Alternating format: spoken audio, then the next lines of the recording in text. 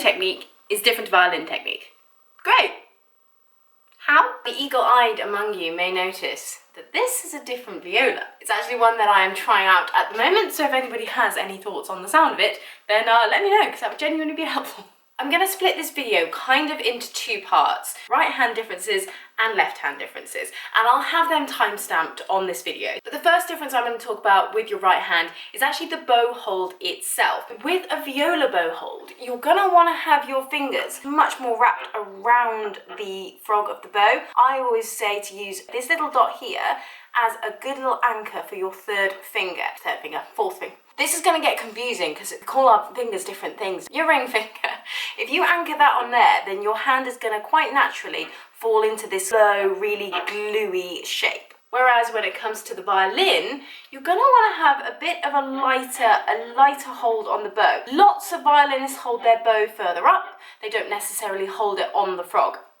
I don't particularly agree with that, but that's a different video. The frog of a violin bow is also smaller, so whilst I say, you know, you don't need to wrap your fingers around it quite so much, you may find that you end up doing that anyway. If I'm playing violin, I find that my fingers become much higher on the stick, and they actually just do a little bit more micro movements from up here rather than feeling the need to be really wrapped around the bow.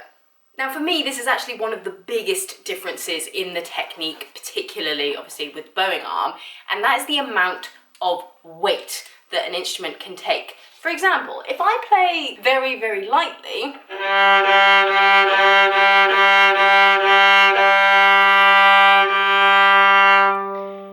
it still sounds nice, but it doesn't have that like depth of sound that we want. If I start playing very, very lightly and then just drop the weight of my arm into the string, listen to what happens.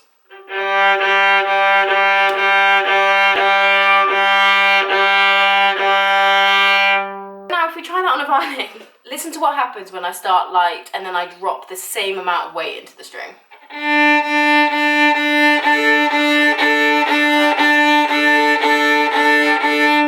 Number one, I start hitting multiple strings because the strings are closer together, but it starts cracking. Another element of the difference in the weight distribution is that with a violin, you play a little bit more on the string. It's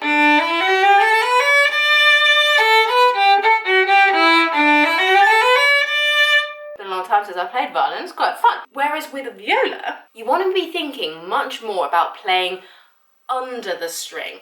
Almost imagine that your bow is hitting somewhere under here. Because if you just play on the surface of the strings,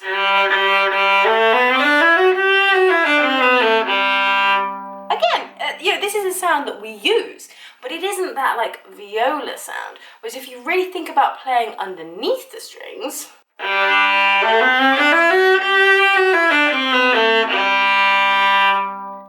the richness of the instrument starts to come out so much more. When it comes to your left hand, this is the part where people can get a little hung up on things.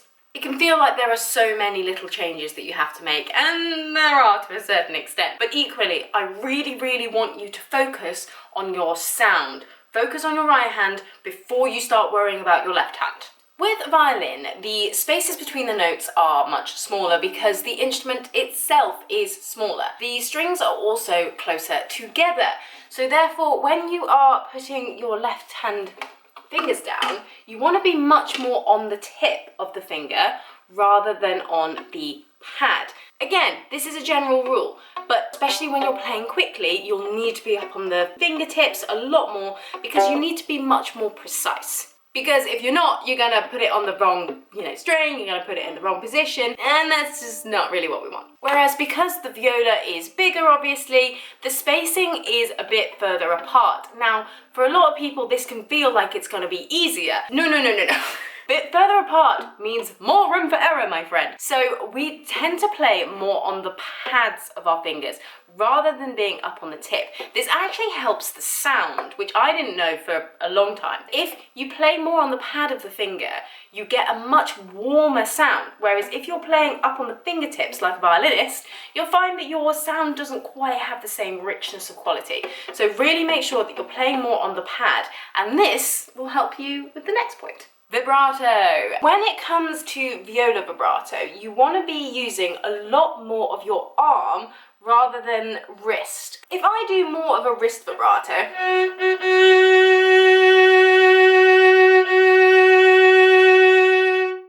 it sounds a little bit like an electric sheep, not the vibe we're going for. But if I get on the pad of my finger a bit better and I use more of an arm vibrato, you get a much better ring of sound, and it will project your sound better as well. Nothing will make you analyze your technique like filming it and putting it on the internet. Whereas with a violin, if I do that kind of wide arm vibrato, you can actually really hear the note changing. I can manipulate the sound by about a semitone. Whereas if I come up onto my fingertip and I do more of a wrist vibrato,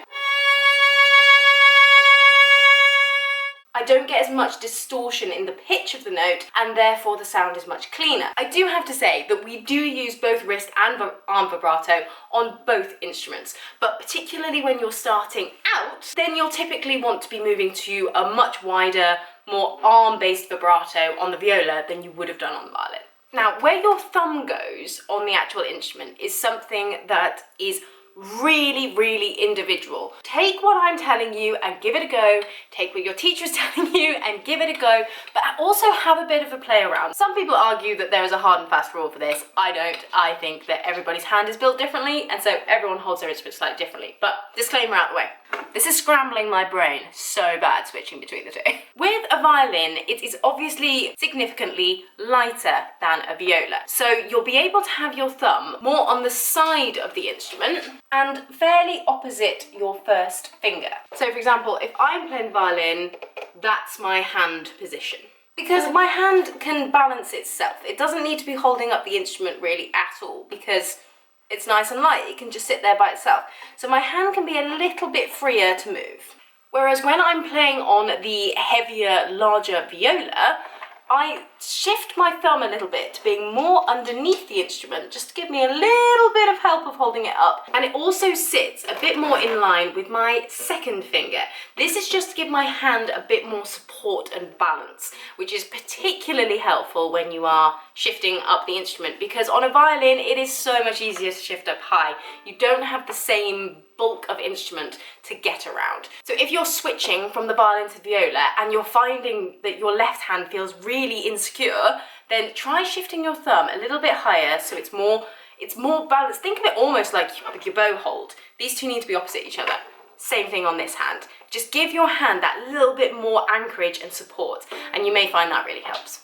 You may also find with the viola, and this will depend on how big the viola is, and this is something to look for when you are choosing a viola, but you may find that you actually can't put all four fingers down in a row. Now, I am currently trying out this viola, which is smaller than my old one. On my old one, I couldn't do this, not in tune anyway. But if you are finding that you just can't quite get that stretch down, then let your hand roll up a little bit. Your first finger may come off the instrument. Now, we're often taught, keep your first finger down, provide a good anchor, and particularly when you're up in position, 100%. But if you're in first position and you're struggling to reach those fourth fingers, then let your hand roll upwards a little bit so that your first finger comes off. Shift your weight towards the fourth finger and you may find that you're able to reach those stretches a little bit easier. Double stops are also significantly harder on the viola because the strings are further apart. In orchestral settings, you often don't have to play full stops anyway because we tend to divisy the chords, because it's much cleaner, everybody is much more likely to be in tune, and it's generally just a good idea. But when it comes to playing double stops, this also goes back to why having more of the pad of your finger on the string is a really, really good thing, because then you can smack it across the two strings rather than having to pull strings and put them down. That is just never really gonna work in the long term, because also you might get a sound when you release your fingers, and we're trying to avoid that. So keep your fingers nice and flat and you'll find you're much better able to hit those chords and get them in tune. And then just a couple of general differences that you may spot. Violins have fine tuners. Not all, again, this is general, not all do, but most do. They'll have these little fine tuners here at the bottom, which means that you can adjust the strings by microtones in order to tune them. These are great because the strings are shorter, so therefore the smaller movements will create a bigger change in pitch. Most violas, on the other hand, do not have fine tuners. I actually am planning on getting a fine tuner put on the A string of this viola purely for my own ease and comfort, but fine tuners will actually often deaden the sound of a viola quite a lot. So if you can avoid having them, if you are at the place in your playing where you are comfortable tuning with the pegs up at this end, then I highly, highly urge you to do that, because getting fine tuners put on will also shorten the longevity of your strings, because all these micro movements on the longer strings just isn't good for them. It can also cause your bridge to start tipping a little bit, and it just generally wears it out a bit faster. So if you can manage without the fine tuners, then do, because your instrument will be all the better for it. And then, of course, one of the biggest differences is that the clef is different. You'll be very familiar with what a treble clef looks like, but this is actually the viola clef. This is the alto clef, and it's also called the C clef. The middle of the clef actually points towards the note C on the viola, and it's the third finger on the G string, it's middle C. When you're learning to read the clef, use that as your little anchor point, as your marker. There are loads of different hacks and ways of reading the alto clef, like pretending you're in third position in treble clef and all of these kinds of things, but it doesn't have any longevity thinking of it that way. Just really commit to learning the clef. You'll pick it up so much faster than you think. You'll pick it up faster than when you were learning music the first time around, and it will just mean that you actually know what you're playing, and you will need to learn the clef at some point. So just get it done now, and you'll find your playing actually improves so much faster. And one of the best ways to learn the clef is to get involved in an orchestra as soon as you can, because you'll just see so much more music so much more quickly. You'll be surrounded by people that you can learn how to blend your sound with and really get the best sound out of your instrument. I urge you to join an orchestra anyway. I don't care what you play, just getting yourself in an orchestra. It's some of the best musical training you could ever achieve. And that was a side note. If you have any other questions about the technique between the two instruments, please do comment them down below. I will more than happily answer them. If you do want to do a bit more of a deep dive into viola vibrato, then watch this video here, and I will see you guys in the next one. Bye!